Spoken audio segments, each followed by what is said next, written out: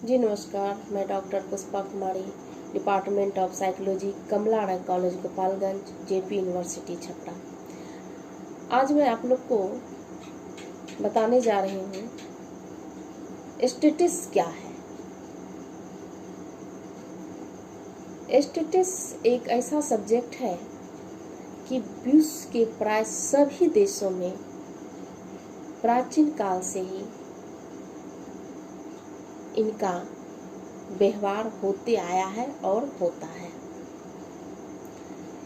Status का शाब्दिक अर्थ है राज्य तथा राजनीतिक कार्यों के लिए किया जाता है। प्राचीन काल में भी राजा महाराजा अपने राज्य के आय व्यय, पैदावार, जन्म मरण अथवा सैनिक शक्ति का ब्यौरा तैयार करने में स्टेटस का प्रयोग करते थे। सांख्यिकी शब्द का व्यवहार समानतः दो अर्थों में किया जाता है, एक सम्मान अर्थ में, दूसरा विशिष्ट अर्थ में। सम्मान अर्थ का मतलब होता है कि सांख्यिकी शब्द से हम किसी घटना या किसी स्थिति या किसी वस्तु से संबंधित संख्यात्मक आंकड़े लेते हैं।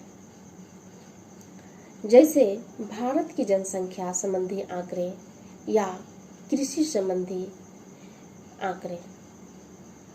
उसी प्रकार विशिष्ट स्टेटस की बात करें तो सांख्यिकी शब्द का व्यवहार हम एक सुव्यवस्थित साइंस के रूप में करते हैं, जिसमें किसी वस्तु या किसी स्थिति आदि से संबंधित आंकड़ों का संग्रह, संगठन, विश्लेषण, मूल्यांकन आदि किया जाता है।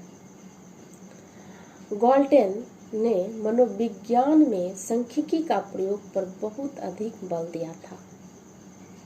उन्होंने स्वयं ही मनोविज्ञान से संबंधित समस्याओं के अध्ययन के लिए सांख्यिकी का प्रयोग किया था।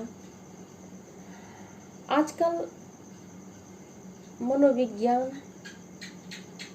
तथा शिक्षा से संबंधित अनेक माध्यमों से इनका प्रयोग किया जा रहा है। मनोविज्ञान तथा शिक्षण में इसकी उपयोगिता बढ़ाने के लिए निरंतर प्रयास किए जा रहे हैं। आजकल वैज्ञानिक परिणाम तथा निष्कर्ष को प्राप्त करने के लिए भी सांख्यिकी का उपयोग करके एक स्वतंत्र या सहायक विधि के रूप में किया जा रहा है।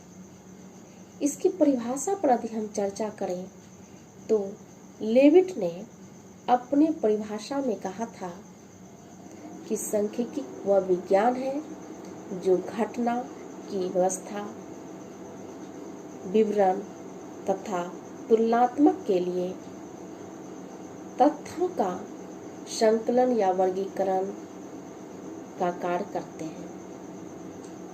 इस परिभाषा के विश्लेषण से हमें यह पता चलता है कि सांख्यिकी एक वैज्ञानिक कार्य प्रणाली है। मनोवैज्ञानिक एवं शैक्षिक सांख्यिकी में प्रयोग या सर्वे आदि के रूप में भी विचार किए जाते हैं। इनके लिए फ्रीक्वेंसी डिस्ट्रीब्यूशन का होना अति आवश्यक है। धन्यवाद।